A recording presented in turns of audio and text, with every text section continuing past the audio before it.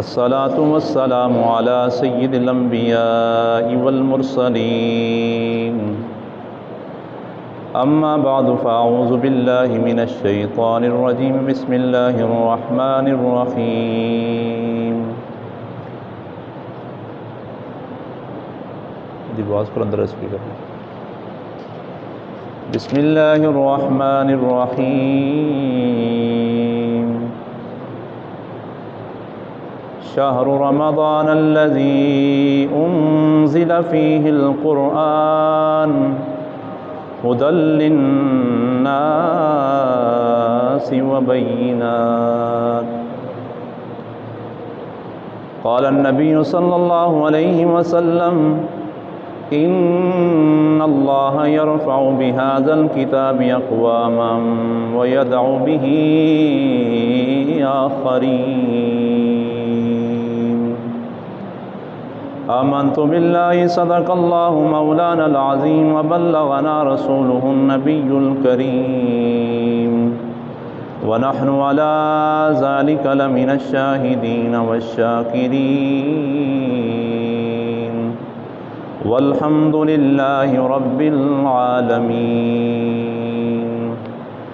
إن الله وملائكته يصلون على النبي يا أيها الذين آمنوا صلوا عليه وسلموا تسليما اللهم صل على سيدنا ومولانا محمد وعلى آل سيدنا ومولانا محمد وأصحاب سيدنا ومولانا محمد وبارك وسلم پڑھیے الصلاۃ والسلام علیک یا سیدی یا رسول اللہ وعلی آلک واصحابک یا سیدی یا حبیب اللہ الصلاۃ والسلام علیک یا خاتم النبیین وعلی آلک واصحابک یا رحمۃ للعالمین۔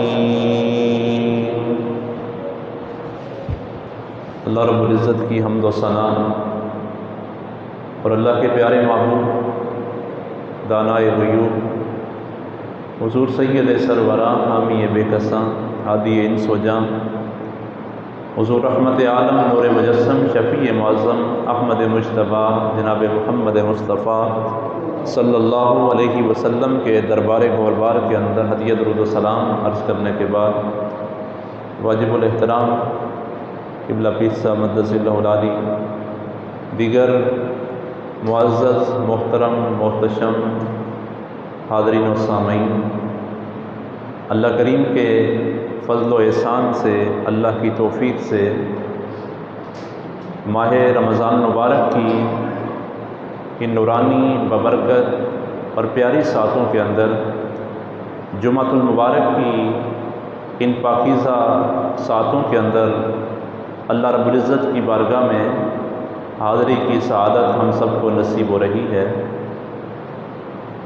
آج ماہ رمضان مبارک کے آخری جمعہ کے اندر، جس کو جمعۃ الوداع کے نام سے یاد کیا جاتا ہے، ہم سبھی اللہ کی بارگاہ میں حاضر ہیں۔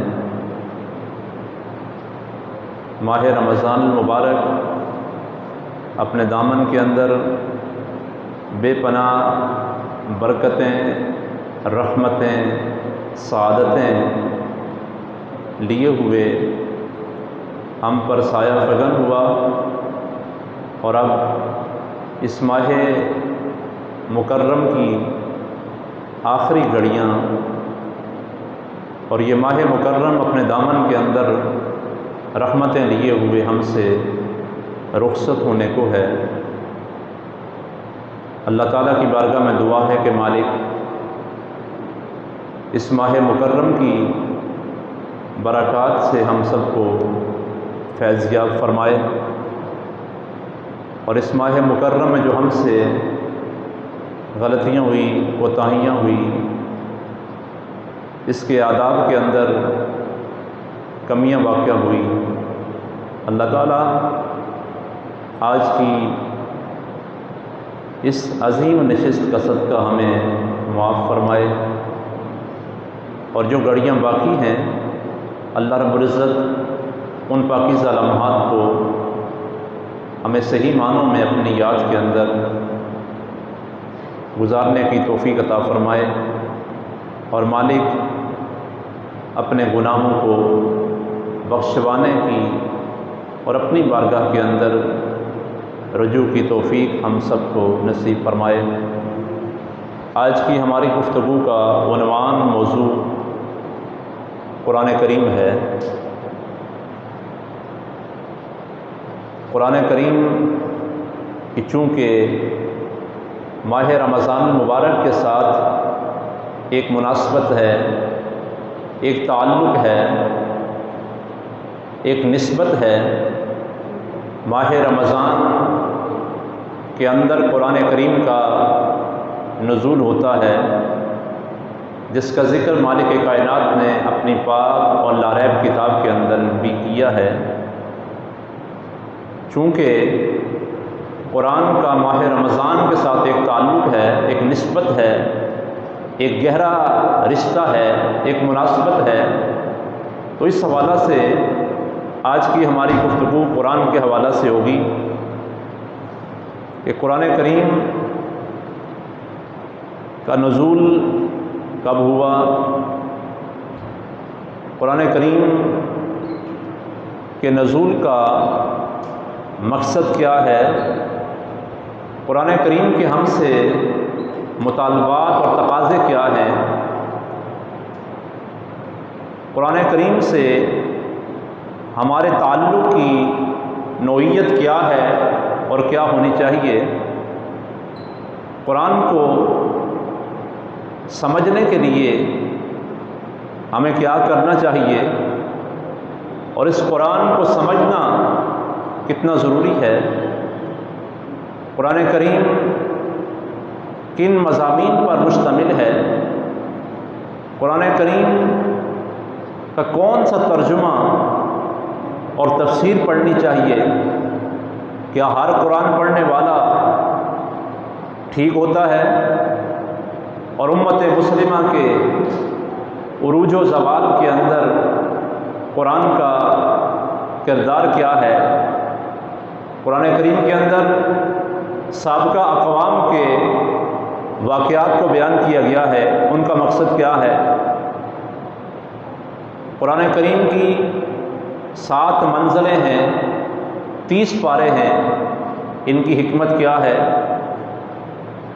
یہ ساری چیزیں آج کے نشست کے اندر ہم جاننے کی کوشش کرتے ہیں، تاکہ ہمارا قرآن کے ساتھ تعلق مضبوط ہو جائے، تاکہ ہمارا قرآن کے ساتھ ٹوٹا ہوا رشتہ پھر سے بحال ہو جائے، ہم قرآن کی عظمت و اہمیت کا اندازہ اس بات سے لگا سکتے ہیں کہ یہ قرآن اللہ کریم کی طرف سے نازل کردہ کتاب ہے۔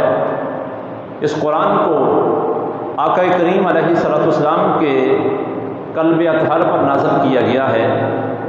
اس قرآن کو لے کے آنے والی شخصیت جبریل امی ہے، اور اس قرآن کا نزول ماہ رمضان کی ببرکت ساعتوں کے اندر ہوتا ہے، جس کا ذکر مالک کائنات نے اپنی پاک و لاریب کتاب میں فرمایا ہے، شہر رمضان الذی انزل فیہ القرآن، رمضان کا مہینہ وہ مہینہ ہے کہ جس میں قرآن کو نازل کیا گیا، اور سورہ قدر میں اللہ نے اس کا ذکر فرمایا، انا انزلناہ فی لیلۃ القدر، ہم نے اس قرآن کو لیلۃ القدر میں نازل کیا۔ اب لیلۃ القدر کون سی رات ہے، کس ماہ مکرم میں ہے، بخوبی سبھی لوگ اس سے آگاہ ہیں کہ قرآن کریم کا نزول لیلۃ القدر میں ہوا، اور لیلۃ القدر ماہ رمضان کی آخری عشرہ کی طاق راتوں میں سے ایک رات ہے۔ تو قرآن کریم عظمت والی کتاب، قدر والی کتاب، قدر والے مہینے میں، قدر والے نبی پر اور قدر والی رات میں قدر والی امت کے لیے اللہ کی طرف سے نازل ہوئی۔ قرآن کریم کے نزول کا جو ترتیب ہے اس میں سب سے پہلے سورہ علق کی ابتدائی آیات نازل ہوتی ہیں۔ یاد رکھیں قرآن کریم کی ترتیب نزولی اور ہے اور مصحف کی ترتیب اور ہے۔ ترتیب نزولی سے مراد یہ ہے کہ اللہ کی طرف سے جو آیات حضور کے قلب ناز پر نازل ہوتی رہی، موقع محل کی مناسبت سے ضرورت کے مطابق تھوڑا تھوڑا کر کے قرآن کریم حضور کے قلب اطہر پر نازل ہوا، اور سورہ علق کی جو آیات سب سے پہلے نازل ہوئی، اقرأ باسم ربک الذی خلق، یہ آخری پارہ میں ہے، اور قرآن کا آغاز الحم شریف سے الف لام میم سے ہو رہا ہے۔ تو ترتیب نزولی اور ہے اور مصحف کے جو ترتیب ہے یہ اور ہے۔ اس کو بھی حضور نبی کریم صلی اللہ علیہ وسلم نے خود ہی صحابہ کرام کو فرمایا کہ جب قرآن کوئی آیت نازل ہوتی، کوئی صورت نازل ہوتی تو سرکار صحابہ کرام سے فرماتے کہ اس کو فلاں صورت میں رکھ دو، اس کو فلاں آیت کے بعد رکھ دو۔ تو یہ ترتیب بھی حضور کے ارشاد پر اس انداز میں کی گئی ہے۔ قرآن کریم اللہ کا کلام ہے۔ بڑا عام سوال یہ بھی ہے کہ قرآن کلام اللہ ہے یا اللہ کی مخلوق ہے۔ اسی خلق قرآن کے مسئلہ میں ائمہ اکرام نے، علماء کرام نے سخت اذیتیں اور تکلیفیں برداشت کی ہیں۔ قرآن کریم اللہ کا کلام ہے، اور امام احمد بن حنبل رحمۃ اللہ علیہ آپ کو خلق قرآن کے مسئلہ میں وقت کے حکمرانوں کے جبر کا سامنا کرنا پڑا، اور معتصم باللہ جو وقت کا حاکم تھا اس کا عقیدہ تھا کہ قرآن اللہ کی مخلوق ہے، اور امام احمد بن حنبل رحمۃ اللہ علیہ صبر و استقامت کا پہاڑ، آپ کا عقیدہ یہ تھا کہ قرآن مخلوق نہیں ہے بلکہ قرآن کلام اللہ ہے، اللہ کی کلام ہے۔ اس پاداش میں آپ کو کوڑے مارے گئے، سزائیں دی گئی، تکالیف دی گئی، لیکن امام احمد بن حنبل رحمۃ اللہ کے پائے ثبات کے اندر، پائے استقامت کے اندر، ثابت قدمی کے اندر کوئی فرق نہیں آیا۔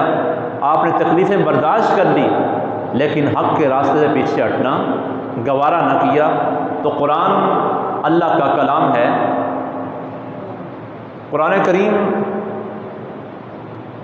کہ ہم سے مطالبات کیا ہیں، ہم سے تقاضے کیا ہیں، قرآن کریم کے ساتھ ہمارے تعلق کی نوعیت کیا ہونی چاہیے اور ہماری ہے کیا۔ ہر انسان جمعۃ الوداع کے اس عظیم دن میں اپنے گریبان میں جان کر دیکھے، اپنے آپ کا محاسبہ کرے کہ اس قرآن کے ساتھ میرا تعلق کتنا ہے، اس قرآن کے ساتھ میری نسبت کس انداز میں ہے، اور میرا کس انداز میں قرآن کے ساتھ ایک محبت اور پیار کا، لگاؤ کا تعلق ہے۔ ہر بندہ آج اس عظیم نشست کے اندر، اس عظیم اجتماع کے اندر، جب جمعۃ المبارک کا آخری، رمضان کا آخری جمعہ ہے، اور پھر معلوم کیا کہ دوبارہ زندگی میں ہمیں یہ ماہ مکرم، یہ پاکیزہ ساعتیں، ببرکت گھڑیاں دوبارہ نصیب ہوں گی کہ نہیں ہوں گی۔ کتنے لوگ ہم میں ایسے ہیں کہ جو پچھلے سال موجود تھے، آج وہ ہم میں نہیں ہیں، آئندہ سال کس کو معلوم ہے کہ ہم موجود ہوں گے۔ بہرحال یہ ماہ مکرم رحمتوں، سعادتوں اور برکتوں کا لیے ہوئے ہمارے پاس آیا اللہ کا مہمان بن کر۔ ہم میں سے کس نے اللہ کے اس مہمان کی قدر کی، اس کے آداب کو بجا لایا، اس کی تکریم کی، اس کی تعظیم کی، اور کس نے اس ماہ مکرم کے اندر اپنی بخشش نہ کرائی اور اپنے رب کو راضی نہ کیا اور قرآن سے اپنے تعلق کو مضبوط نہ کر سکا۔ آج ہم اس دن کے اندر اپنے گریبانوں میں جان کر اپنا محاسبہ بھی کرتے چلے جائیں۔ قرآن کے ہم سے مطالبات کیا ہے؟ قرآن کریم کے نزول کا مقصد کیا ہے؟ کیا قرآن کے نزول کا مقصد یہ ہے جو ہم نے بنا لیا ہے اپنے طور پر، جو ہم قرآن کے ساتھ سلوک کر رہے ہیں، جو ہمارا تعلق ہے قرآن کے ساتھ، کیا یہی مقصد ہے قرآن کے نزول کا؟ چند نمونے میں آپ کے سامنے عرض کرتا ہوں۔ ہم نے قرآن کو کس لیے رکھا ہے اور ہم نے اپنے طور پر اس کے مقاصد کیا بنا لیے ہیں؟ ہم نے قرآن کو برکت کے لیے اپنے گھروں میں، اپنی مسجدوں میں رکھا ہوا ہے۔ دیکھیں، ہر مسجد میں قرآن کریم سے الماریاں بھری پڑی ہیں۔ ہمارے گھروں کی الماریاں قرآن کریم سے بھری ہوئی ہیں۔ یہ قرآن ہم نے برکت کے لیے اپنے اپنے گھروں کے اندر رکھ دیا ہے۔ یہ ہمارا قرآن کے ساتھ ایک تعلق کا ایک نمونہ ہے۔ ہم نے قرآن کریم کو قسمیں اٹھانے کے لیے رکھا ہوا ہے کہ جب کوئی مسئلہ پیدا ہو جائے، جب لڑائی جھگڑا ہو جائے، جب کوئی معاملہ برادری کے اندر، خاندان کے اندر، معاشرے کے اندر پیدا ہو جائے تو ہم اس قرآن کو اٹھا کے لاتے ہیں کہ اس قرآن کی قسم اٹھا لی جائے۔ اس قرآن کو ہم نے قسمیں اٹھانے کے لیے رکھا ہوا ہے۔ اس قرآن کو جب کسی پر جان کنی کا وقت آ جائے، جب نظر کی کیفیت طاری ہو جائے، اس وقت ہم کہتے ہیں کہ اب اس کے پاس بیٹھ کر قرآن پڑھا جائے، سورہ یاسین کی تلاوت کی جائے تاکہ اس پر نظر کی کیفیت آسان ہو جائے۔ ہم نے مرنے کے بعد قرآن کریم پڑھنے کے لیے حفاظ قرآن کو اپنے گھروں کے اندر اور اپنے فوت شدگان کی قبروں کے اوپر پڑھنے کے لیے بٹھاتے ہیں۔ ہم نے قرآن کے نزول کا مقصد یہ سمجھا کہ بچی کی شادی ہو جائے تو شادی کے موقع پر جہیز میں قرآن کریم کا نسخہ بچی کو عطا کر دیا جائے۔ یہ ہم نے قرآن کے نزول کا مقصد بنا لیا اور قرآن کریم کو خرید کر مساجد میں، مدارس میں رکھ دیا جائے۔ ہم نے یہ ذہن بنا لیا، یہ ہماری فکر و سوچ بن گئی۔ لیکن یاد رکھیں، قرآن کریم کے نزول کے مقاصد میں سے ایک اہم مقصد یہ ہے جس کا ذکر اللہ کریم نے فرمایا، ہدی للناس۔ یہ قرآن لوگوں کی ہدایت کے لیے آیا ہے، یہ قرآن لوگوں کی رہنمائی کے لیے آیا ہے، یہ قرآن قوموں کو عروج عطا کرنے کے لیے آیا ہے، یہ قرآن بلندی پر فائز ہونے کے لیے آیا ہے، جس کا ذکر اللہ کریم نے اپنی پاک کلام میں فرمایا ہے، ان ھذا القرآن یہدی للتی ہی اقوم۔ یہ قرآن ان چیزوں کی طرف، ان باتوں کی طرف رہنمائی کرتا ہے جو سب سیدھی ہیں، درست باتیں ہیں، اس طرف انسان کی رہنمائی کرتا ہے۔ اللہ کے حبیب پاک صاحب الاولاد صلی اللہ علیہ وسلم نے فرمایا، مسلم شریف کی حدیث پاک ہے، ان اللہ یرفع بہذا الکتاب اقواما ویضع بہ آخرین۔ بے شک اللہ تعالیٰ اس کتاب کے ذریعے، کتاب سے مراد قرآن ہے، اس قرآن کے ذریعے اللہ تعالیٰ قوموں کو بلندیاں عطا فرماتا ہے، اور اسی قرآن کے ذریعے بعض دوسرے لوگ پستی کے اندر چلے جاتے ہیں۔ تو قوموں کے عروج کا ضامن، قوموں کی ترقی کا ضامن، قوموں کی کامیابی کا ضامن قرآن کریم تھا۔ لیکن آج ملت اسلامیہ نے، آج دنیا نے اس قرآن کے ساتھ اپنے تعلق کو کمزور کر دیا، اس قرآن سے اپنے رب کو کمزور کر دیا، اس قرآن سے اپنے تعلق کو توڑ دیا، جس کا ذکر علامہ اقبال نے بھی اپنے شعر میں کیا۔ مشہور زمانہ یہ شعر ہے کہ وہ زمانے میں معزز تھے مسلمان ہو کر، اور ہم خوار ہوئے تارک قرآن ہو کر۔ یہ قرآن کی اس آیت، بلکہ حدیث پاک کے جو سرکار کا فرمان ہے، اس کی تفسیر بھی ہوتی ہے کہ وہ زمانے میں معزز تھے مسلمان ہو کر، یعنی جن لوگوں نے دنیا پر حکمرانی کی ہے، مسلمانوں کی پوری دنیا کے اوپر حکمرانی رہی ہے، اس کی وجہ کیا تھی؟ علامہ اقبال کہتے ہیں اس کی وجہ یہ تھی کہ ان لوگوں نے قرآن کے ساتھ اپنے تعلق کو مضبوط کیا ہوا تھا۔ ان کا تعلق قرآن کے ساتھ رسمی نہیں تھا، جس کا ذکر حدیث پاک میں سرکار نے فرمایا ایک وقت ایسا آئے گا کہ قرآن کو رسماً پڑھا جائے گا۔ آج وہی کیفیت ہے ہماری، قرآن کو رسم کے طور پر پڑھا جائے گا کہ ہم فاتحہ کے لیے پڑھ لیں، ختم پہ پڑھ لیں، قبر پہ پڑھ لیں، میت کے پاس پڑھ لیں۔ قرآن کریم کو رسمی طور پر تلاوت کیا جائے گا، لیکن جو اس کا مقصد ہے نزول کا، اس کو پس پش ڈال دیا جائے گا۔ اور مقصد کیا ہے قرآن کے نزول کا؟ ہدایت، رہنمائی، زندگی گزارنے کے اصول، کہ ہم اس قرآن کو اپنی زندگی کے اندر لاگو کر لیں اور اس قرآن کی تعلیمات کے مطابق زندگی کے شب و روز گزاریں، تو ہم دنیا کے اندر بھی سرخرو ہو سکتے ہیں، آخرت کے اندر بھی کامیاب ہو سکتے ہیں۔ اب آئیے قرآن کے ہم سے مطالبات کیا ہیں، قرآن کے حقوق کیا ہیں جن کو ہم نے ادا کرنا ہے، ہماری ذمہ داریاں کیا ہیں قرآن کے حوالہ سے۔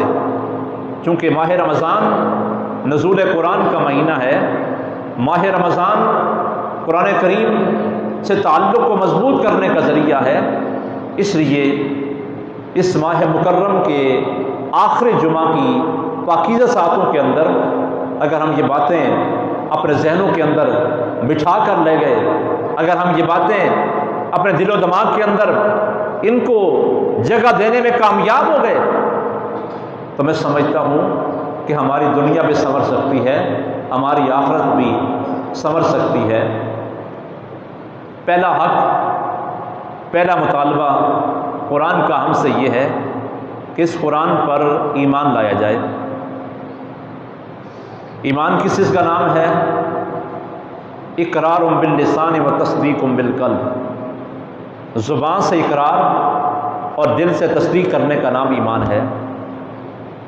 اب قرآن کے ایک ایک جملے پر، ایک ایک حرف پر ایمان لانا ضروری اور لازمی ہے۔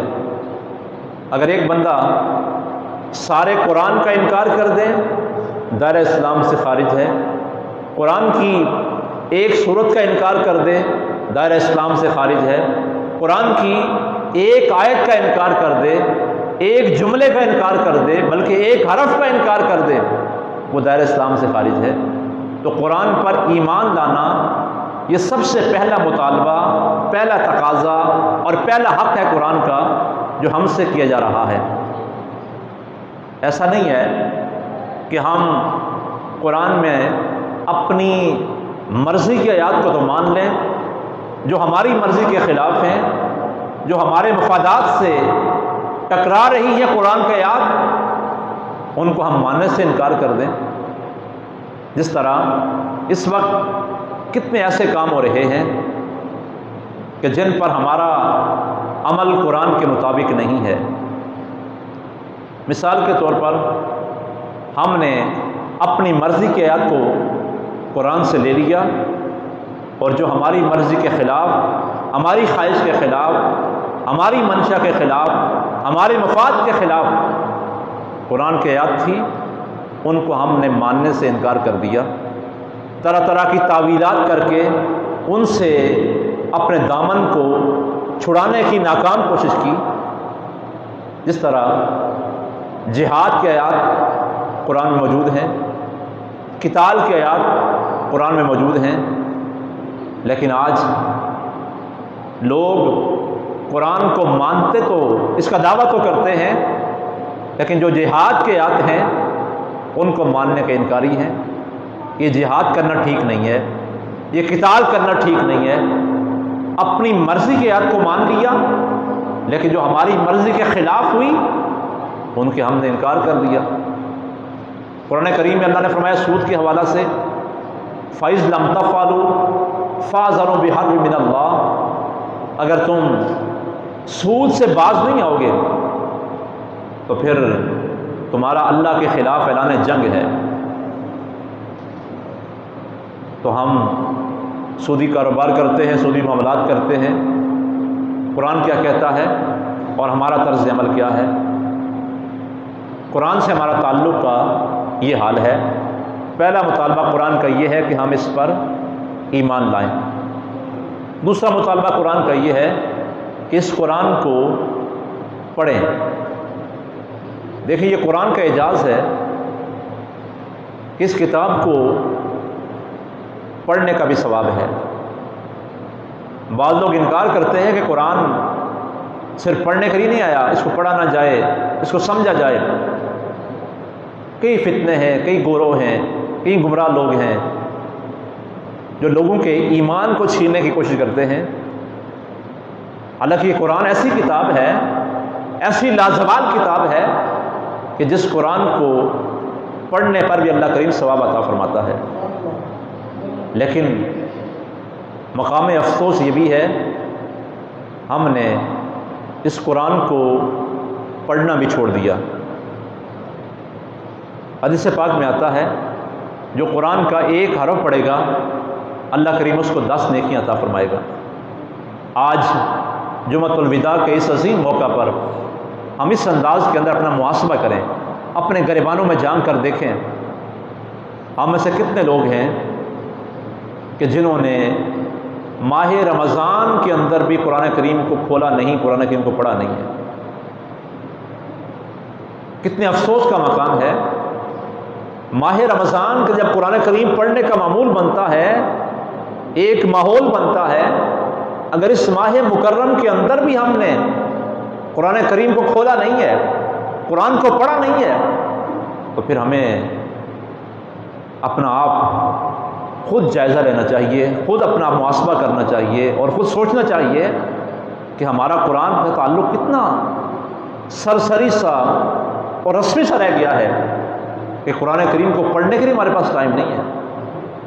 جس قرآن کو پڑھنے سے اللہ کریم راضی ہوتا ہے، جس قرآن کو پڑھنے سے انسان کی بیماریاں دور ہوتی ہیں، پریشانیاں دور ہوتی ہیں، مصائب و آلام دور ہوتے ہیں، برکتیں آتی ہیں، رحمتوں کا نزول ہوتا ہے، اس قرآن کو پڑھنے کے لیے ہمارے پاس ٹائم بالکل نہیں ہے۔ مقام غور، مقام فکر ہے، دعوت فکر ہے۔ دوسرا مطالبہ قرآن کا، آپ دیکھیں پہلے ہمارے گھروں کے اندر قرآن کریم پڑھنے کا معمول ہوا کرتا تھا۔ بچے گھروں میں قرآن کریم کی تلاوت کیا کرتے تھے، اور جب کوئی گلی سے گزرتا تھا تو گھروں سے قرآن کریم کے پڑھنے کی آوازیں آتی تھیں۔ لیکن آج ہمارے گھروں کے اندر قرآن کریم پڑھنے کا معمول نہ رہا۔ برکتوں والے کام، رحمتوں والے کام کرنے ہم نے چھوڑ دیے اور قرآن کو اپنے گھر سے ہم نے نکال دیا۔ اور آج گھر تو کیا، مسجد کے اندر بیٹھ کر بھی ہم قرآن کریم پڑھنے کا اہتمام نہیں کر رہے، اور پھر ماہ رمضان گزر جائے اور اس ماہ مکرم کے اندر بھی ہم قرآن نہ پڑھ سکیں تو پھر ہم سے بڑا بدنصیب اور محروم قسمت انسان کون ہو سکتا ہے۔ دوسرا مطالبہ قرآن کا ہم سے کہ اس قرآن کو پڑھا جائے، اور تیسرا مطالبہ قرآن کا ہم سے یہ ہے کہ اس قرآن کو سمجھا جائے۔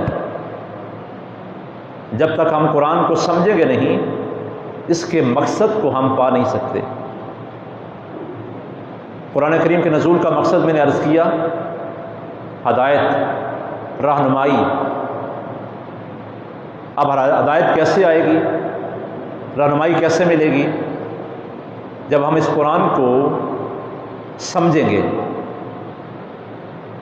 میں پھر کہوں گا، اپنا محاسبہ ہم کریں، جوان کریں، بزرگ کریں، کہ ہم اس قرآن کو سمجھنے کے لیے روزانہ کتنا ٹائم دے رہے ہیں۔ ہمیں فکر ہی نہیں ہے۔ باقی ساری کتابیں ہم پڑھتے ہیں، سارے کام ہم کرتے ہیں، لیکن قرآن کو سمجھنے کے لیے ہمارے پاس بالکل ٹائم نہیں ہے۔ کس نے ماہ رمضان کے اندر یہ اہتمام کیا کہ میں قرآن کو سمجھ لوں، اس میں اللہ کا پیغام کیا ہے، اس میں ہماری رہنمائی کا سامان کیا ہے، اس میں ہماری ہدایت کا سامان کیا ہے، اس قرآن کو میں سمجھنے کی کوشش کروں، اس کے لیے ٹائم دوں۔ روزانہ 24 گھنٹوں میں سے اگر چند منٹ بھی ہمارے پاس قرآن کریم کو سمجھنے کے لیے نہیں ہے تو پھر بھی بدنصیبی، محرومی اور بدبختی ہے۔ اس قرآن کو سمجھنے کے لیے اہتمام کیا جائے۔ آج تو ہمارے پاس اتنے وسائل موجود ہیں، اتنے ذرائع موجود ہیں قرآن کریم کو سمجھنے کے، جو شاید پہلے وقتوں کے اندر موجود نہ تھے۔ آج ہمارے پاس مدارس موجود ہیں، پڑھانے والے علماء موجود ہیں، مدرسین موجود ہیں۔ آج ہمارے پاس آن لائن پڑھنے کا سسٹم موجود ہے۔ آج ہمارے پاس سوشل میڈیا کے ذریعے قرآن کا پیغام حاصل کرنے کا بڑا اہم ذریعہ موجود ہے، لیکن یہ کام تب ہو سکتا ہے کہ جب ہمیں فکر ہوگی، ہمیں احساس ہوگا کہ ہم نے قرآن کو سمجھنا ہے، ہم نے اس قرآن سے اپنے تعلق کو مضبوط کرنے کی کوشش کرنی ہے۔ اگر فکر نہیں ہے، اگر احساس نہیں ہے، تو پھر ہمارے گھر کے اندر بھی مدرسہ ہو جائے، ہمارے گھر کے پاس مسجد موجود ہو، اگر فکر نہیں ہے، احساس نہیں ہے، تو پھر ہم کچھ نہیں کر سکتے۔ ہمیں احساس کرنا ہوگا، فکر کرنی ہوگی، اپنی فکر کرنی ہوگی، اپنے اولادوں کی فکر کرنی ہوگی، اپنے معاشرے کی فکر کرنی ہوگی، احساس کرنا ہوگا، اور روزانہ کی بنیاد پر قرآن کریم کو سمجھنے کے لیے ٹائم نکالنا ہوگا۔ اگر چند منٹ میں نکالیں روزانہ کی بنیاد پر تو ہم قرآن کریم کو صحیح معنوں کے اندر حاصل کر سکتے ہیں۔ قرآن کریم کی 7 منزلیں ہیں، 30 پارے ہیں۔ ان کی حکمت علماء بیان کرتے ہیں۔ 7 منزلیں اس لیے ہیں کہ صحابہ کرام رضوان اللہ علیہم اجمعین ہر روز ایک منزل پڑھا کرتے تھے۔ جو 4 سپارے، یہ 4.5 سپارے، اتنی منزل بنتی ہے۔ صحابہ کرام ہر روز میں قرآن کریم کی ایک منزل پڑھتے تھے، اور 7 دنوں کے اندر 7 منزلیں پڑھ کے ایک قرآن کریم مکمل کر لیا کرتے تھے۔ اگر ہم بھی اس ترتیب کے ساتھ، اس ترکیب کے ساتھ قرآن کریم کو پڑھیں کہ ہر روز ہم قرآن کی ایک منزل پڑھتے جائیں، اور 7 دنوں کے اندر قرآن کریم کی 7 منزلیں پوری ہو جائیں گی اور ہمارا قرآن کریم مکمل ہو جائے گا۔ اگر ایسا نہیں کر سکتے، 30 پارے ہیں، ان کی حکمت یہ ہے کہ ہم ہر روز میں قرآن کریم کا ایک پارہ پڑھتے جائیں۔ ایک پارہ اگر ہم پڑھیں، معمول بنا لیں، فکر ہو جائے، احساس ہو جائے، تو ایک پارہ روز کا پڑھنا کوئی مشکل کام نہیں ہے۔ اگر روزانہ ایک پارہ ہم پڑھتے جائیں تو کم از کم مہینے کے اندر 30 پارے پڑھ کے ہم قرآن کریم مکمل کر سکتے ہیں۔ یہ قرآن کریم پڑھنے کا طریقہ بھی ہے، آسان انداز بھی ہے۔ اگر ہم زندگی کے اندر اس کو لاگو کریں تو ہمارا قرآن کے ساتھ تعلق مضبوط ہو سکتا ہے۔ پہلا مطالبہ قرآن کا، ہم سے تقاضا حق کہ ہم اس پر ایمان لائیں۔ دوسرا مطالبہ اس کا، اس کو پڑھیں۔ تیسرا مطالبہ قرآن کا، اس کو سمجھیں۔ اور چوتھا مطالبہ قرآن کا یہ ہے کہ اس قرآن کو سمجھ کر اس پر عمل کریں۔ ہماری زندگیاں عمل سے خالی ہیں، ہماری زبان میں باتیں بڑی ہیں، واعظ و نصیحت ہم کرتے ہیں، لیکن قرآن کریم پر عمل کرنے کے لیے ہمارا ذہن تیار نہیں ہے۔ آپ غور کریں، ہمارے کتنے معمولات ہیں روزانہ کہ جن کو ہم قرآن کے مطابق نہیں چلا رہے۔ قرآنی تعلیمات سے ہم بالکل دوری اختیار کیے ہوئے ہیں۔ جو قرآن نے کہا اس کے ہم نے خلاف کیا۔ انسانی زندگی کے حوالہ سے اس کا مقصد، انسان دنیا میں کیوں آیا، پھر انسان کہاں جائے گا، اس کے بعد اس کے ساتھ کیا ہوگا، ان سوالوں کے جوابات قرآن نے ہمیں دیے ہیں۔ مقصد حیات ہمیں بتایا ہے۔ دنیا کے اندر بے شمار نظریات رکھنے والے لوگ موجود ہیں، بے شمار فکر رکھنے والے لوگ موجود ہیں۔ بعض لوگوں نے کہا کہ انسان ویسے ہی دنیا میں آ گیا اور پھر انسان ختم ہو جائے گا، نہ قبر ہے، نہ حشر ہے، نہ عذاب قبر ہے، نہ جزا و سزا ہے، نہ حساب و کتاب ہے، کچھ بھی نہیں ہے، نہ کوئی سوال و جواب اس سے ہوں گے۔ بس انسان دنیا میں آیا، زندگی گزارے گا، چلا جائے گا، بس معاملہ ختم ہو جائے گا، کوئی مقصد نہیں ہے انسان کے آنے کا۔ لیکن قرآن کریم نے، اور یاد رکھیں ان تمام سوالات کے جوابات کا تعلق عالم غیب سے ہے، علوم غیبیہ سے ہے، عالم شہادت سے نہیں ہے۔ ہم نے قبر کے حالات کو دیکھا نہیں ہے، ہم نے قیامت کا منظر دیکھا نہیں ہے، جنت کو دیکھا نہیں ہے، دوزخ کو دیکھا نہیں ہے، مرنے کے بعد کے معاملات کو دیکھا نہیں ہے، لیکن ان چیزوں پر ہمارا ایمان ہے، کیونکہ ہمارے قرآن نے کہا ہے، حضور کی زبان سے یہ بات ارشاد ہوئی ہے، تمام علوم غیبیہ پر ہمارا ایمان اور یقین ہے کہ یہ سب کچھ ہوگا۔ اب قرآن نے ہمیں مقصد حیات بتایا ہے، کئی آیات کے اندر اس کو بیان کیا گیا ہے۔ کہتے ہیں کہ کوئی ہمارے آنے کا مقصد کوئی نہیں ہے دنیا کے اندر، انسان ویسے ہی آ گیا اور پھر چلا جائے گا، کوئی مقصد نہیں ہے، اس کے بعد بھی کچھ نہیں ہونے والا۔ لیکن قرآن نے اس باطل نظریے کا رد کیا، اس سوچ کا خاتمہ کیا، اس نظریے کا خاتمہ کیا۔ افحسبتم انما خلقناکم عبثا وانکم الینا لا ترجعون، کہ تم یہ گمان کرتے ہو کہ ہم نے تمہیں بیکار پیدا کیا ہے، کہ تم یہ گمان کرتے ہو کہ تم نے ہماری طرف لوٹ کر نہیں آنا؟ نہیں، یہ دونوں باتیں نہیں ہیں۔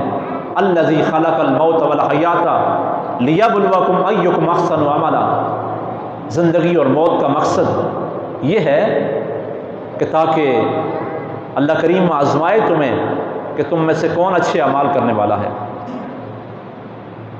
قرآن نے مقصد حیات بتایا ہے، وما خلقت الجن والانس الا لیعبدون، جس مقصد کو ہم بھول بیٹھے، جس مقصد کو ہم نے بلا دیا۔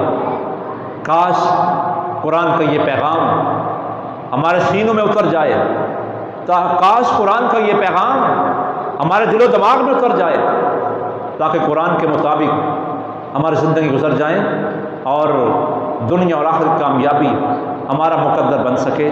قرآن کا مطالبہ، اس قرآن پر عمل کیا جائے، عمل کرنے سے ہی عروج ملے گا، کامیابی ملے گی، اللہ کی رضا نصیب ہوگی، انعامات کا حصول ممکن ہوگا۔ قرآن کریم کا ایک اہم مطالبہ، جس کو تو ہم نے بالکل ہی پس پش ڈال دیا، اور وہ اہم مطلب، وہ اہم مقصد، وہ اہم حق قرآن کا، وہ اہم تقاضا یہ ہے کہ اس قرآن کا پیغام دوسروں تک پہنچایا جائے۔ اب وہ کیسے ہوگا؟ سب سے پہلے تو ہم اس کے پیغام کو خود حاصل کریں گے اور اس پیغام کو لوگوں تک پہنچانے کی ہم کوشش کریں گے، اور اس پیغام کے پہنچانے کے اندر جو معاون چیزیں ہیں، جو ذرائع ہیں، ان کی سپورٹ کریں گے، ان کے معاون بنیں گے، ان کے قریب آئیں گے، تاکہ اس قرآن کا پیغام بہتر انداز میں معاشرے کے افراد تک پہنچ سکے۔ مدارس اسلامیہ جو دین کے کلے ہیں، جو قرآن کے پیغام کے ذرائع ہیں، علماء کرام جو اس پیغام قرآن کو لوگوں تک پہنچانے کے لیے دن رات محنت اور کوشش کر رہے ہیں، ان علماء کے دست و بازو بنیں، ان علماء کے قریب آئیں، ان مدارس کے قریب آئیں، ان کی سپورٹ کریں، ان کے معاون بنیں، اللہ کے دیے ہوئے مال میں سے ان مدارس اسلامیہ کی خدمت کریں۔ یہ قرآن کی خدمت ہے، یہ قرآن کے پیغام کو عام کرنے کے لیے، اس کی ترویج و اشاعت کے لیے اپنا کردار ہے۔ تو قرآن کو لوگوں تک پہنچانے کا اہتمام کیا جائے، اور قرآن کریم